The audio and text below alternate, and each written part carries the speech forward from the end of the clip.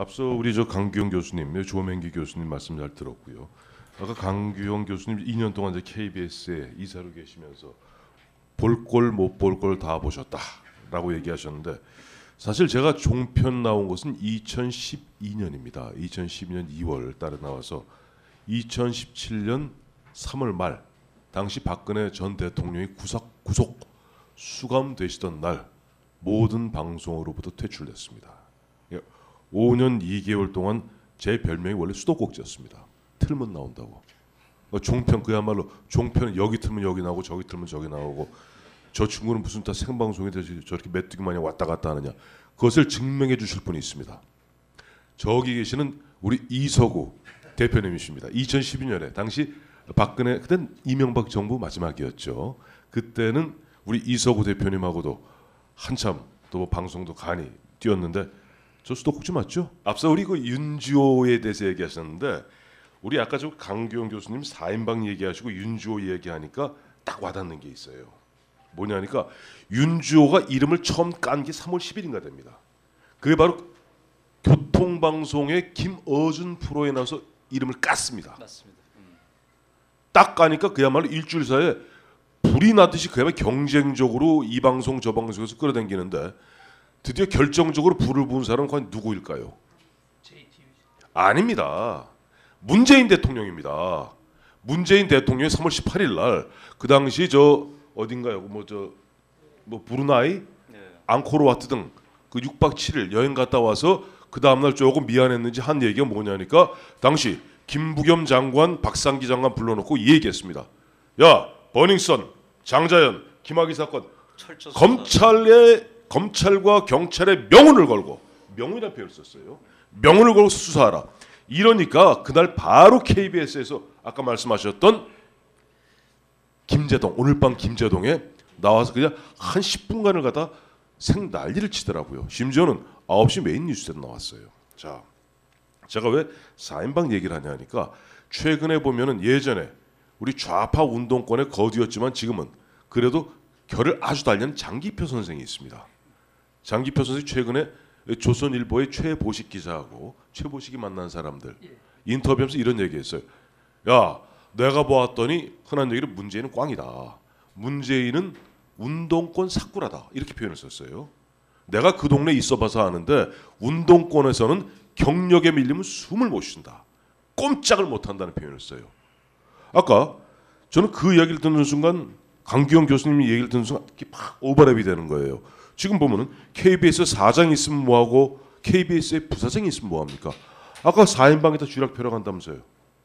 지금 대한민국에 가면 문재인 대통령을 갖다가 자리에 앉혀놓고 쥐락펴락하는 또 대한민국에도 4인방이 있습니다. 아시죠? 민주노총, 민변, 전교조, 참여연대입니다.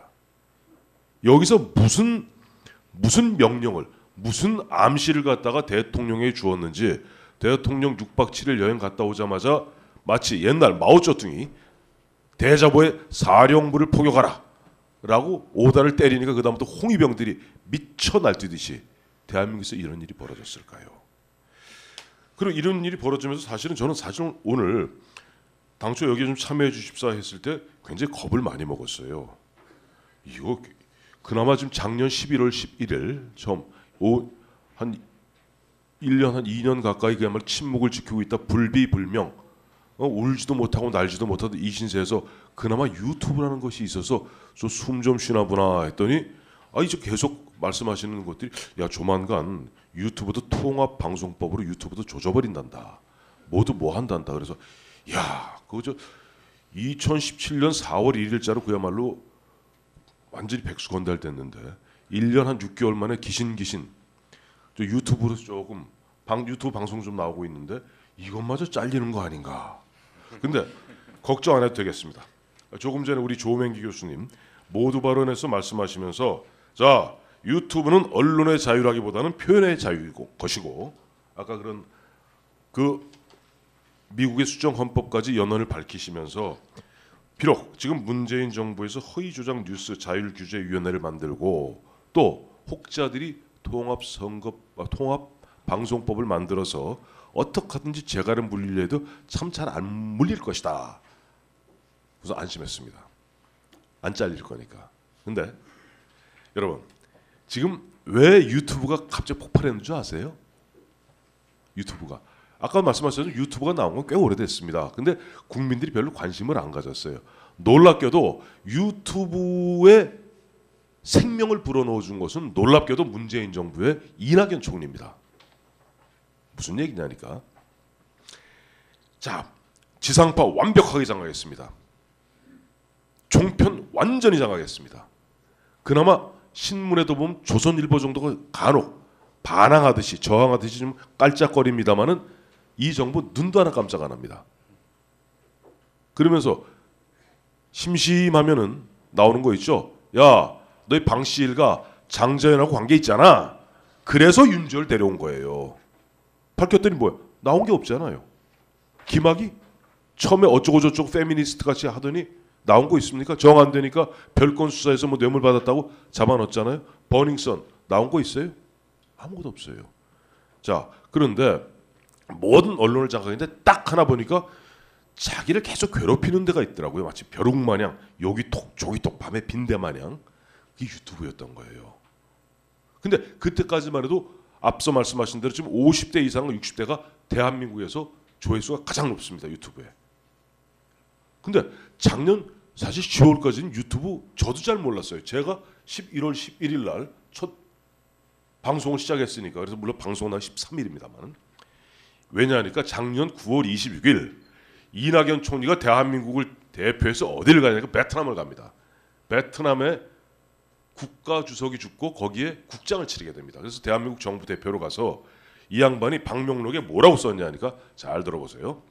위대했으나 검소하셨고 검소했으나 위대하셨던 백성을 사랑하셨으며 백성의 사랑을 받으신 주석님의 삶 앞에서 한없이 작아지고 부끄러워집니다. 2018년 9월 26일 이낙연 썼어요.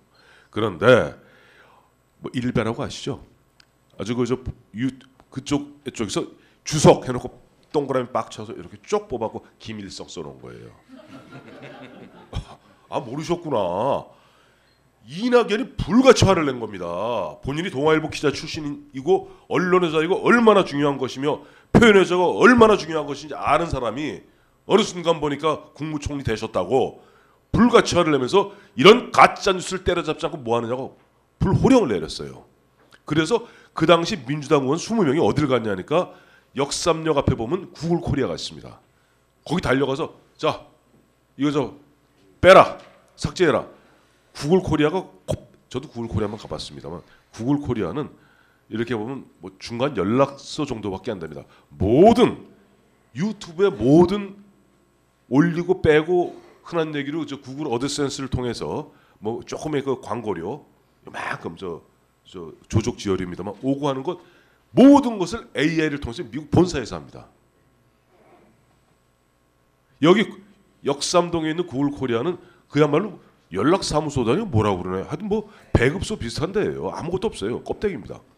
그런데 그거 모르고 현역 의원 20명이 가서 그 앞에 가서 북치고 장구치고 난리를 친 게 10월 중하순입니다. 그렇죠. 그때 사람들이 깨우친 거예요. 이거구나. 이자들에게 약점이 있었구나.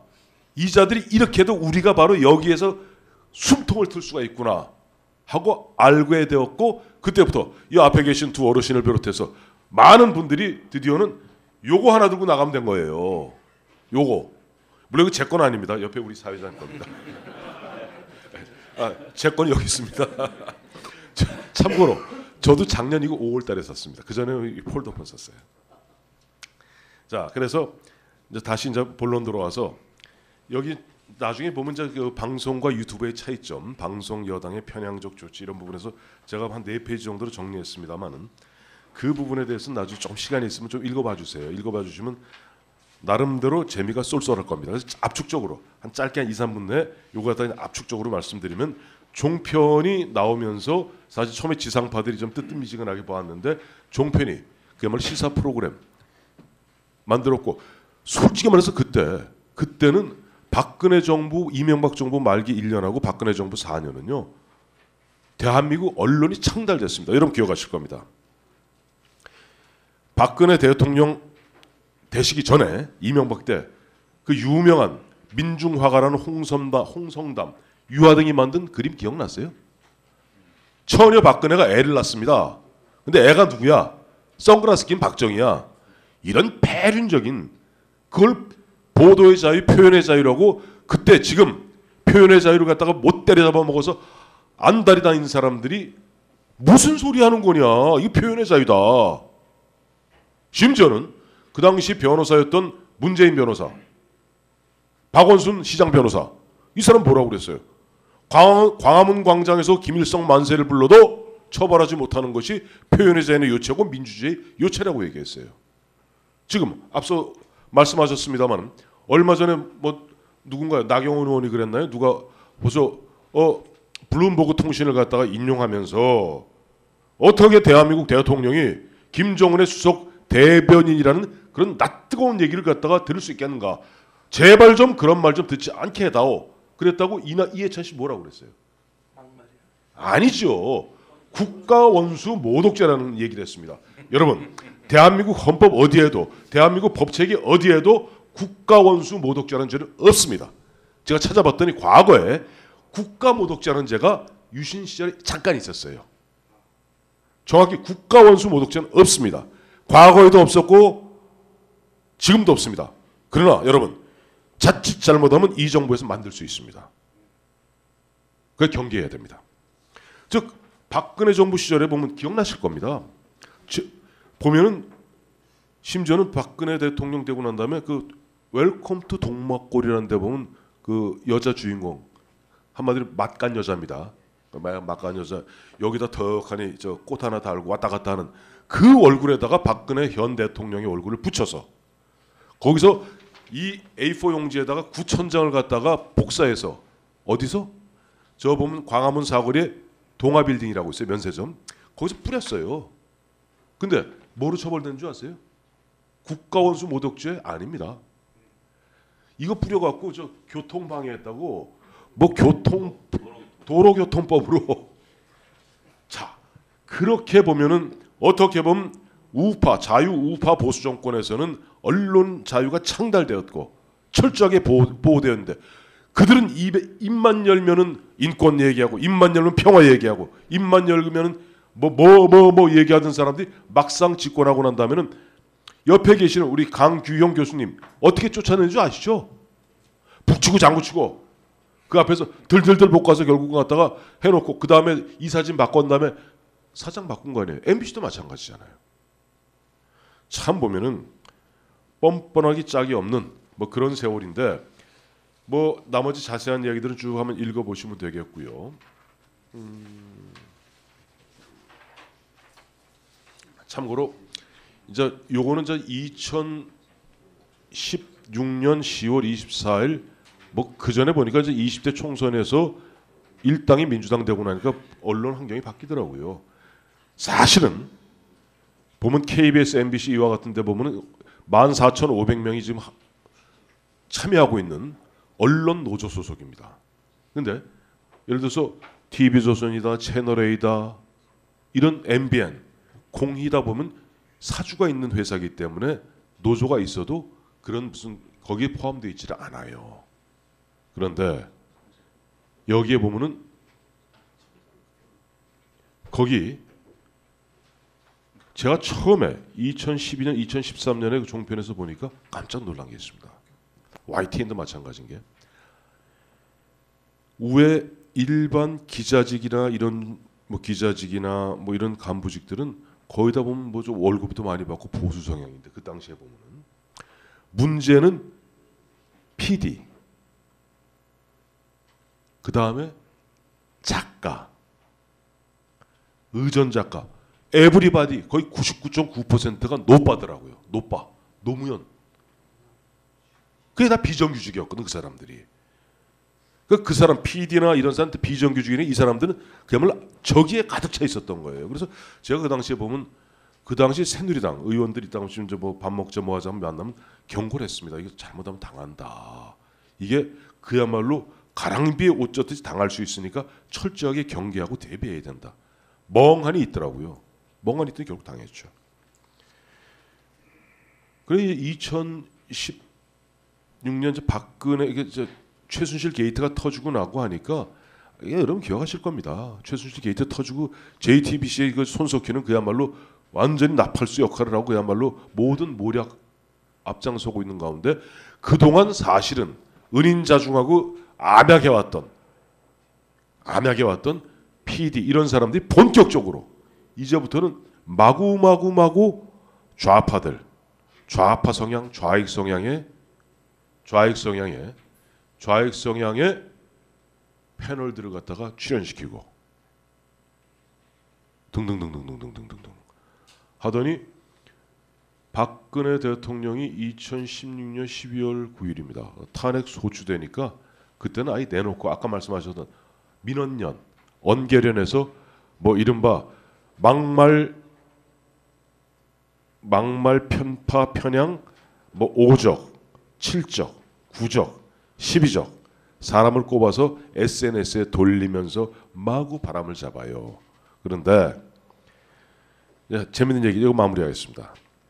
민영삼 씨라고 있습니다. 저랑 같이 이제 방송 많이 했던 그 형은 이제 그 사람은 뭐 약간 뭐 중도 좌파 정도 되고 지금 뭐 민주평화당 예전 최고위원으로 있습니다만 그 친구가 잘리게 된 결정적 계기 뭐냐? 2017년 그 당시 2, 3월 경에 예비 후보자 부인들에 대한 뭐 좀 재밌는 그 종편 프로에서 이렇게 얘기했어요. 아니 좀 뭐 다 좋은데 김종수 교사는 우리 호남에서는 좀 나댄다는 얘기가 있습니다. 다시요. 원래 민영삼 식으로 한번 해볼까요? 어이 우리 고향에서 말이요.